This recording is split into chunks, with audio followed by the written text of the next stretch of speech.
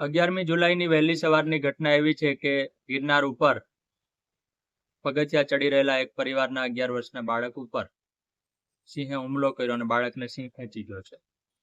આ 11મી જુલાઈની વહેલી સવારની ઘટના છે. અત્યારે વિડીયો બનાવું છું ત્યારે 11મી જુલાઈની બપોર થઈ છે અને જે માહિતી છે એવી છે કે બાળકની શોધખોળ ચાલુ છે અને સિંહની પણ શોધખોળ ચાલુ છે. જુનાગઢના વન વિભાગ અને સ્થાનિક તંત્રએ તરત જે ગિરનારની સીડી જ્યાંથી શરૂ થાય છે, જેને તળેટી વિસ્તાર કહેવાય છે, પ્રવેશ દ્વાર છે, એ વિસ્તાર બંધ કરી દીધો છે. આસપાસની દુકાનો પણ બંધ કરાવી અને ત્યાં તપાસ ચાલી રહી છે. અને જે પ્રવાસીઓ દૂરથી ગિરનાર ચડવા આવ્યા હોય એમને ખાસ અગવડ ન પડે એટલા માટે એમને વૈકલ્પિક માર્ગ આપવામાં આવ્યો છે. કારણ કે ગિરનાર ચડવાની 2 સીડીઓ છે. બધા લોકો જાણતા ન હોય, પણ જે લોકો જુનાગઢના છે, જે લોકો મારી જેમ વારંવાર ગિરનાર ગયા છે, એ જાણતા હોય કે ગિરનાર ચડવાની એકાધિક સીડી છે. અને બીજી સીડી છે એ જટાશંકરના માર્ગે જાય છે. એ સીડી આગળ જતા ઉપર ભરતવન અને સીતાવન નામના 2 અદ્ભુત સ્થળો છે, ત્યાં પહોંચાડે છે. પણ એ સીડીએથી પણ અંબાજી જઈ શકાય છે. તો અત્યારે એ સીડી આપવામાં આવી છે. હવે એ સીડી તો વધારે અવાવરું અને એકાંત છે, કારણ કે ત્યાં પ્રવાસીઓ ઓછા જતા હોય છે. અને એ સીડી ઉપર પણ ઘણીવાર દીપડા દેખાતા હોય છે, કારણ કે ગિરનારમાં મૂળભૂત રીતે દીપડાની મોટી સંખ્યામાં વસ્તી છે. સિંહો હવે વધ્યા છે. એનું કારણ એ છે કે 2008માં સરકારે ગિરનારને સેન્ચુરી એટલે કે અભયારણ્ય વિસ્તાર જાહેર કર્યો. કારણ કે ગિરનાર તો છે જ અને વચ્ચે જંગલ પણ છે, તો અને લોકોની અવર જવર પણ નથી, કારણ કે ત્યાં અંદર કઈ જવાની છૂટ નથી, જઈ શકાય એમ પણ નથી. તો પછી અભયારણ્ય જાહેર કરવામાં કઈ ખોટું નથી. ત્યારે ત્યાં લગભગ 20 સિંહો હતા. હવે એની વસ્તી વધીને 40 ઉપર થઈ હોવાનું પણ કહેવાય છે. એટલે ગિરનારના જંગલમાં ખાસા સિંહો છે. આ સિંહો સામાન્ય રીતે મનુષ્યની નજીક નથી આવતા. 11મી જુલાઈની સવારની જે ઘટના છે એમાં 11-12 વર્ષના બાળકને સિંહ કેમ ઉપાડી એની તપાસ કરવી પડે અને એનો બરાબર અભ્યાસ પણ કરવો પડે. કેમ કે જે ઘટના અત્યારે સામે આવી છે એમાં એવું છે કે ઉત્તર ગુજરાતનો એક પરિવાર આગલી રાતે ગિરનાર પહોંચ્યો, તળેટીમાં રાતવાસો કર્યો અને વહેલી સવારે એને સીડી ચડવાની શરૂઆત કરી. કારણ કે ગિરનાર જવું હોય મોટા ભાગના લોકો વહેલી સવારે શરૂ કરે છે, એટલે થાક ઓછો લાગે, તડકો થાય એ પહેલા ઉપર પહોંચી જવાય અને ઉપર નિરાતે ફરી શકાય અને વળી સાંજે પાછા આવી શકાય. એટલે અનેક લોકો વહેલી સવારે અને ઘણીવાર મધરાતે શરૂ કરતા હોય છે. અને પ્રવાસીઓની સગવડતા માટે ગિરનારની સીડી ઉપર લાઇટો પણ ફિટ કરેલી છે. પણ લાઇટો થોડા અંતરે છે, એટલે આપણને જે ફૂલ પ્રકાશની આદત હોય એટલો બધો પ્રકાશ ન મળે. બીજું કે ઘણી લાઇટો બંધ પણ હોય.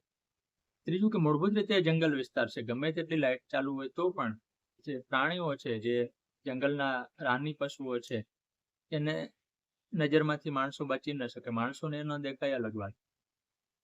એટલે આ સિંહ છે એ ત્યાં ટાંપીને બેઠો હોય એવી સ્થિતિ છે, કારણ કે હજી તો 40-50 પગથિયા ઉપર ચડ્યા ત્યાં જે 11-12 વર્ષના બાળકને ખેંચી ગયો છે.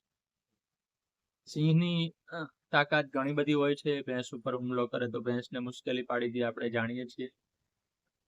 ગાય, કૂતરા, નીલગાય વગેરે પણ એનો ખોરાક છે.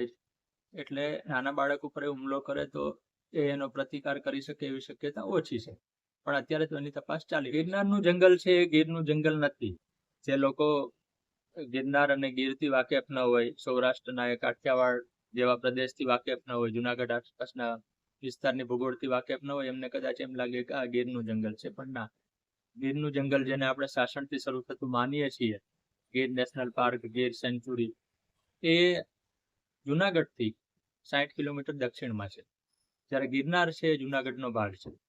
જુનાગઢની પૂર્વ દિશામાં 5 કિલોમીટર દૂર ગિરનાર પર્વત શરૂ થાય છે. એનો તળેટી વિસ્તાર છે ભવનાથ ગણાય છે. દર વર્ષે 2 વખતે વધુ ચર્ચામાં આવે. એક શિવરાત્રીના મેળા વખતે, બીજી ઘટના બને છે દેવ દિવાળીએ 4 દિવસની પરિક્રમા યોજાય છે. પરિક્રમાનો જે રૂટ છે એ જંગલમાંથી પસાર થાય છે. એ જંગલ 250 ચોરસ કિલોમીટરનું છે, જેને સરકારે અભયારણ્ય જાહેર કર્યું છે. એટલે ત્યાં સિંહ, દીપડા, નીલગાય, હરણ, વાંદરા જે જંગલમાં હોઈ શકે બધા સજીવો છે. ગિરનાર ઉપર રોપવે થી જતા હોય એ પ્રવાસીઓ ઘણીવાર નીચે સિંહો જોયા હોય એવા વિડીયો પણ અગાઉ આવતા રહ્યા છે અને ઘણીવાર આવતા હોય છે. એટલે ત્યાં સિંહોની હાજરી નવી નથી, પણ સિંહોનો મનુષ્ય ઉપર હુમલો જરૂર ન હોય. બીજું કે આ સિંહો એ ગિરનાર સિંહોથી થોડાક અલગ પડે છે, કારણ કે અગાઉ કહ્યું એમ કે એનું અંતર ઘણું છે. ગિરનારમાં તો સિંહો વર્ષોથી રહે જ છે, પણ એને સેન્ચુરી બનાવીને 2008માં એક ઓર્ગેનાઇઝ સ્વરૂપ આપવામાં આવ્યું છે. બાકી જે લોકો જુનાગઢને જાણે છે ને ખબર છે કે જુનાગઢથી બિલકા તરફ જતા બંને બાજુ પથ્થરની ખાલી ખાણો છે, તો એમાં સિંહોની વસ્તી છે. એ ખાલી પડેલી ખાણોમાં સિંહો રહે જ છે. કે બિલખાવડો રોડ પણ ઘણીવાર સિંહો ક્રોસ કરતા હોય. તો જુનાગઢમાં બે એવા રસ્તા છે. એક ભવનાથ, કે જ્યાં જુનાગઢ પૂરું થઈ જાય છે કારણ કે ડુંગર શરૂ થાય છે. જુનાગઢ થી ભવનાથ તરફ જતા રસ્તા ઉપર ઘણીવાર સિંહ દીપડા જોવા મળે છે. બીજો બિલખાવાળો રસ્તો છે, ત્યાં સિંહ દીપડા જોવા મળે છે અને સિંહ વિશેષ જોવા મળે છે. પણ સિંહના કિસ્સામાં એવું થાય કે સિંહ જોવા મળે પછી એ બીજું કઈ કરતો હોતો નથી. જુનાગઢમાં સિંહ લટાર મારી જાય એવી ઘટનાઓ તો દર 2 મહિને બનતી હોય છે, પણ હુમલો કરે એવી ઘટના બહુ રેર છે. એમાંની એક આ ઘટના છે, એટલે ત્યાંના સિંહોના વર્તનનો અભ્યાસ કરવો જરૂરી. જુનાગઢમાં દેશના સૌથી જૂના પૈકીનું એક પ્રાણી સંગ્રહાલય સક્કરબાગ ઝૂ આવેલું છે, અને ગિરનારના ભાગે છે. એટલે ગિરનાર તળેટી પૂરી થાય ત્યાં એ ઝૂ છે. અને થોડા વર્ષો પહેલા ત્યાં ખુલ્લા પાંજરાવાળા વિભાગની શરૂઆત કરવામાં આવી, જેને ઓપન મોડ કહેવામાં આવે છે. તો એ પાંજરામાં ખુલ્લા સિંહો અને પાછળ જંગલના સિંહો બંને વચ્ચે સંપર્ક પણ થતો. અને ભૂતકાળમાં તો જ્યારે ઓપન મોડની સિસ્ટમ નહોતી ત્યારે કેટલાક સિંહો કે સિંહણ જંગલમાંથી નિયમિત રીતે આ સિંહના પાંજરા નજીક એવી ઘટનાઓ પણ નોંધાય છે. એટલે ગિરનાર જુનાગઢમાં સિંહોની નવાઈ નથી, પણ પ્રવાસીઓ પર હુમલો તો એવી ઘટના બહુ ઓછી બને છે. ગુજરાતનો વન વિભાગ વહેલી તકે સિંહોના વર્તનનો અભ્યાસ નહીં કરે તો આવી ઘટનાઓ વધી શકે છે, અને એ આપણું દુર્ભાગ્ય ગણાશે.